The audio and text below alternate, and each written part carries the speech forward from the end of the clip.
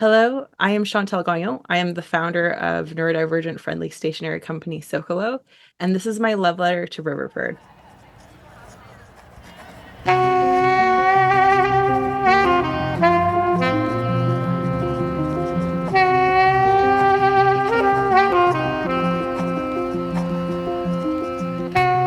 Welcome to Branding Love Letters, exploring the emotions brands evoke and the journeys they take us on. I'm Sam Thorogood, a graphic designer and your host.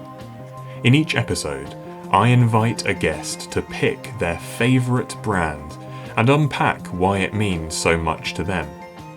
This podcast is a celebration of the branding that informs, impacts, and inspires us. So, without further ado,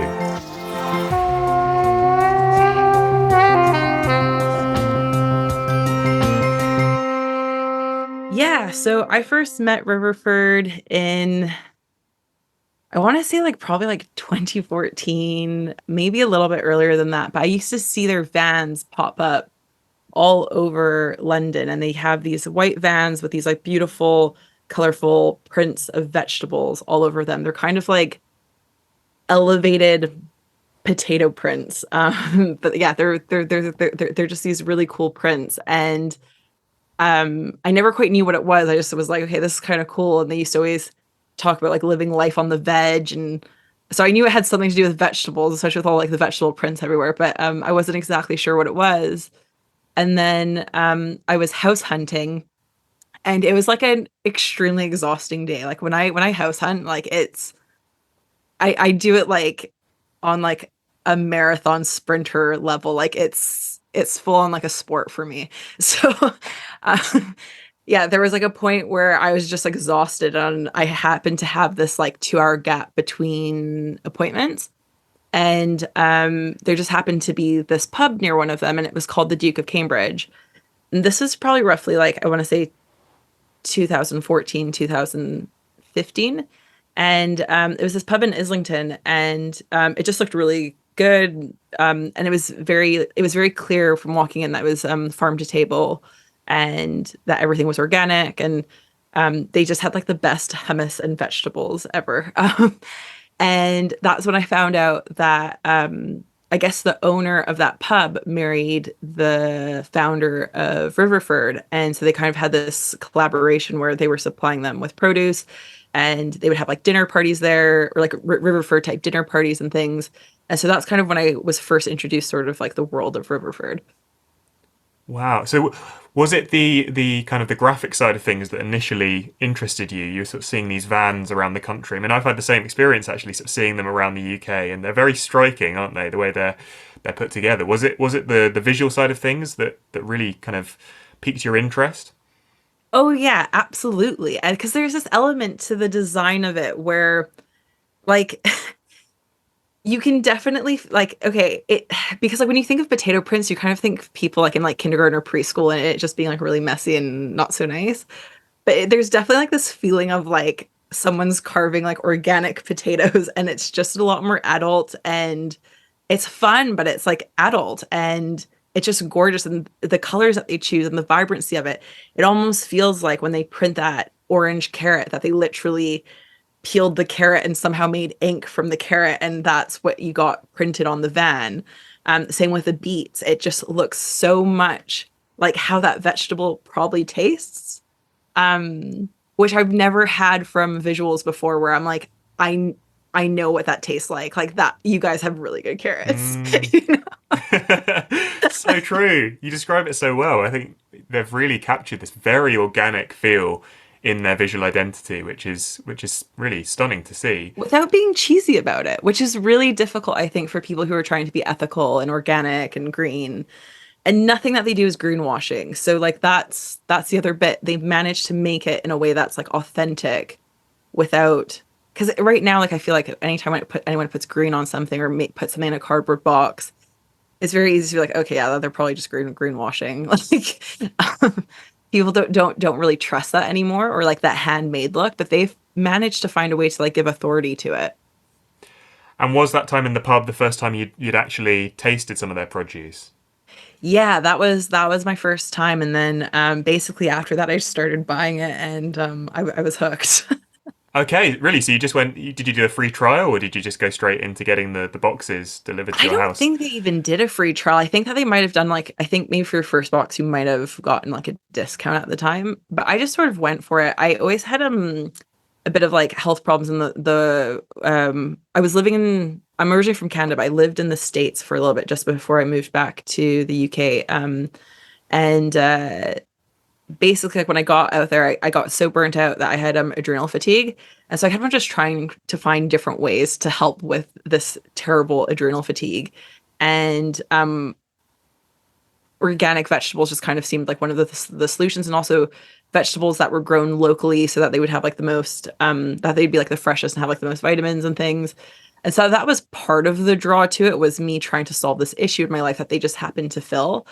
But I think even without that, I would have tried them anyways, and I probably would have tried their groceries and just would have fallen in love with the flavor of it, because like their carrots, their cucumber, like they have the best avocados. Everything's so tasty for anyone who, I think even like for people who hate vegetables, this place could make you fall in love with them, because this is how vegetables should taste. They taste so good. It's true, isn't it? We're so used to, I think, tasting vegetables that don't really taste of anything, and then when you taste a real organic carrot or tomato, it's a completely different experience, and it's a shame that that's not the norm. That in the supermarket, the vast majority of things are not actually tasting as they should. Yeah. What emotions does the brand sort of evoke for you when you think about Riverford? What comes to mind? Yeah, when I think about Riverford, there's like this fun playfulness to it. They're very like tongue in cheek when it comes to all of their produce puns, and they have like a magazine called Wicked Leaks. They also have like again like talking about like living life on the veg. So it's very tongue in cheek. So there's kind of like this fun aspect to it, and the way that they go about their marketing and communicating with customers is very it gets you excited about food and sustainability without making you feel like it's a chore. So for example, like they will come out with like videos on cauliflower and how you can eat the leaves and prepare all the different aspects of a cauliflower. And so that you end up with very, very little waste. But by the end of this video, you're like, "Ooh, I can't wait to eat the leaves of a cauliflower." Wow. Right? And so they kind of do it in a way where it looks cool and it's fun, and it's not really kitsch. It's just like a really beautiful kitchen that, looks like a kitchen that you would possibly desire to have one day, or maybe even do have. But there's there's like a young and fun aspect to it, but also this like makes you feel like you're like cooking in the kitchen with like your grandmother or something like that. They managed to really capture this um joy of food, and what food can bring to like a household and a family, and how food brings people together.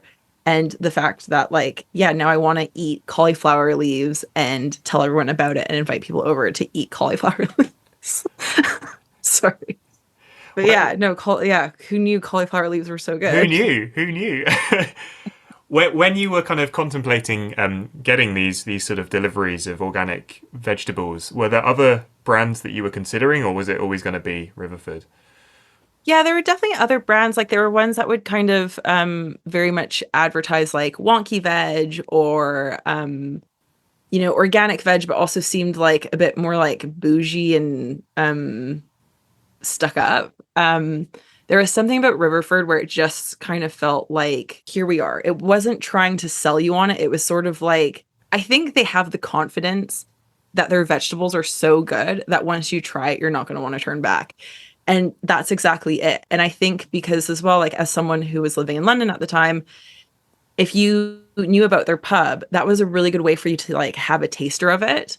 So there was all these different aspects where you could get yourselves introduced into like the Riverford community. At the pub, they even would do like these dinner sessions where you would um they kind of invited the people who would order the boxes, but it was also the customers of the pub as well, where you could like book and have like a 3 course meal, and they'd give you the recipes to all of the meals. They'd kind of talk you through everything, and you just sit with all these people that you didn't know, and everyone would be kind of eccentric and a bit weird, and it was so much fun, and it was just all about enjoying like really good produce, which is so simple. But when it comes to food and trying to get people to eat healthy, it is just about like a really good carrot. It's not about making the carrot and hiding it in your food. It's about like, no, you can like this carrot can be like the star of the dish because that's how good it is. Talking more about their visual identity, because of your graphic design background, talk to me about how it's applied across the different sort of touch points, and any specific ways that you think that's just really clever or really inventive the way that they've done that. Yeah, I think sort of what I was talking about, like with like the use of color, where the when they have a beet, it doesn't look like the beet was like pulled out of the ground and like here's the dirt on it. It very much looks like they like smashed a beet up and like painted with that paste. So you do have these the colors that they chose are so carefully curated, where it just feels so rich and so vibrant and so full of life and flavor and dimension. And you have some of them are like painted, some of them are more stamped. And it's sort of this quality of where it feels like the food was used to make the art. Now, chances are they probably just used paint, right? um, but you get that feeling of the food was used to make this. Same with like the potato stamp aspect of it. Um, the letters that they use definitely feel like someone took paper and cut it out. Those prints are on the boxes, on these cardboard boxes that they bring to your doorstep every day, or like once a week or whatever. The same patterns are on the van. When you look at their website isn't white. Everything's a bit off white or like a slight brown color. Which, fun fact with that one, the owner is dyslexic. And about 50% of people who have dyslexia also have visual stress, which makes me think that's why they purposely chose to not have anything white, no black text on white on their website. I don't know if it was a conscious decision or not, but their website's so easy to look at because it's because it's visual stress friendly. Um, Everything's fairly like big and easy to read. The website's super easy to use.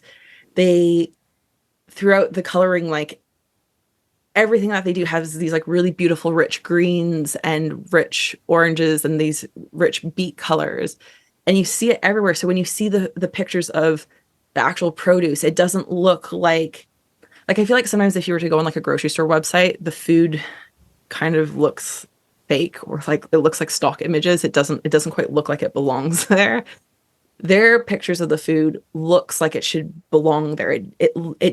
It just feels like it's a part of the whole visual experience. It doesn't feel like it's like a banana with like a white background and there you go.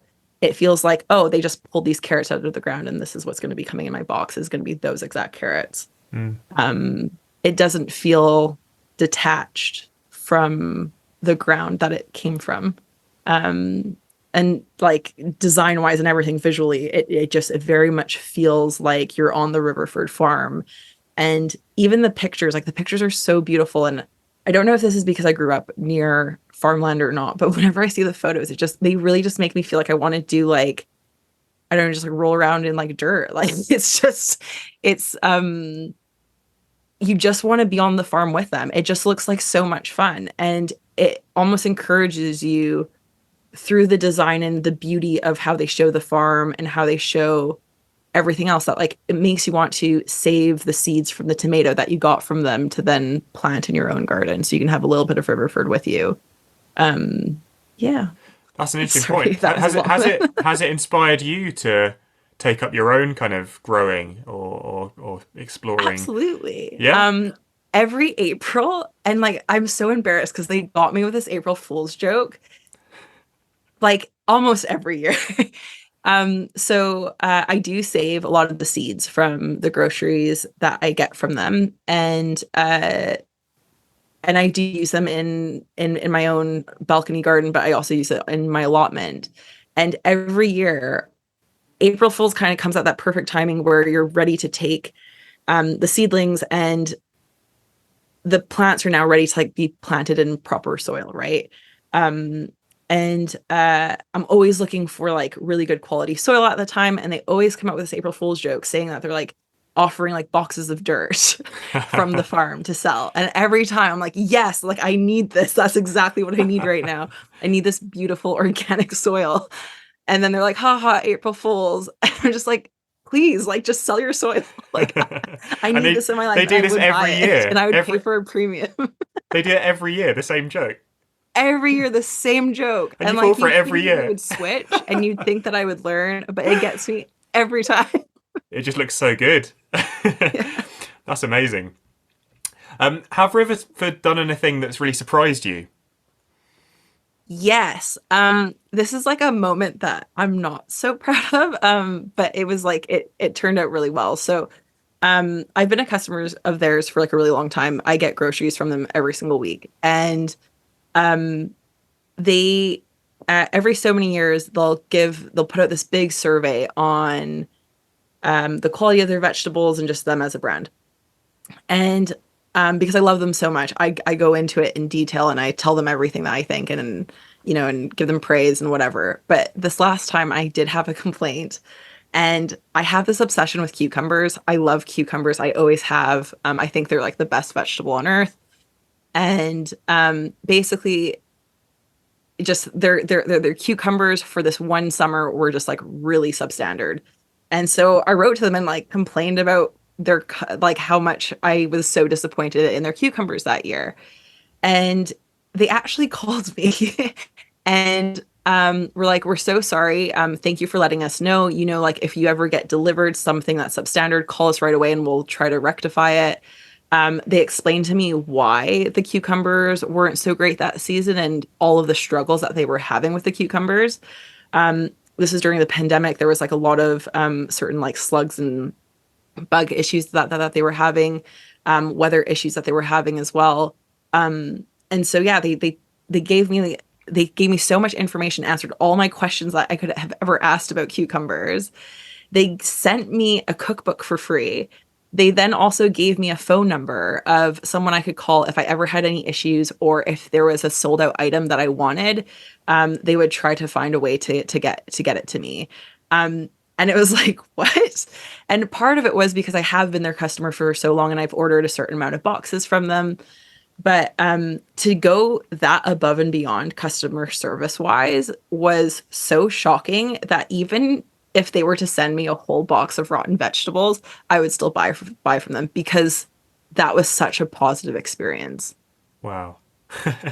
You really don't hear about stuff like that too often, do you? So No, that like that who stands gives out. you someone's phone number to call for anything? Like everything's always like, yeah, you can speak to a machine. Like do not contact us at all, please. That's amazing. So that really shows me that as they've grown, they haven't lost the kind of the personal touch and the small beginnings Not that they at started all. from. And everyone who works there, everyone that I've dealt with Riverford, I always truly believe that they love their job and that they love working for Riverford. I've never once doubted that. I know on their website they do have a lot of stuff about how like their employees are owners. I think they're B Corp certified. They have a lot of different certifications as well. They believe in living wage. And I think that really shows in their customer service that the people who work there do feel valued and love working there. And so therefore they provide like superb customer service.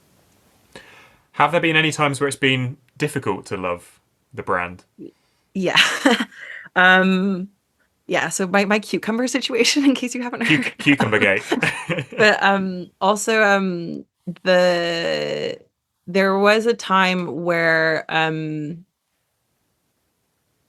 as a vegan, I found that when I first was starting to shop with Riverford, being vegan with them wasn't always the easiest, which sounds strange because they sell so much fruit and veg, but they do also sell meat through their website. And I would find sometimes the boxes or the options weren't necessarily super plant-based friendly. So, um, for example, like when they came out with like recipe boxes, sometimes not everything was vegan. Um, not that I needed all the recipe boxes to be vegan, but sometimes there wasn't even like a plant-based version of a recipe box. So on occasion, as someone who predominantly eats fruits and vegetables, sometimes I felt a little bit like left out. Um, and this has since then changed, and so it's been very easy to love them. But yeah, for a while there, even like with because they do sell some like more like grocery type things. Um, and some of those items weren't always um vegan, and so there just wasn't really a selection necessary for people who are vegan.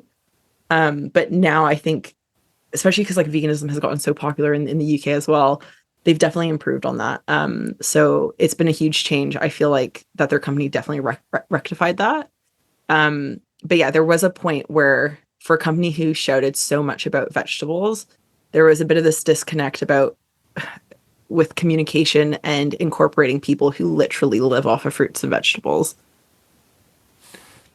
How would you describe the brand to someone who'd never heard of them before?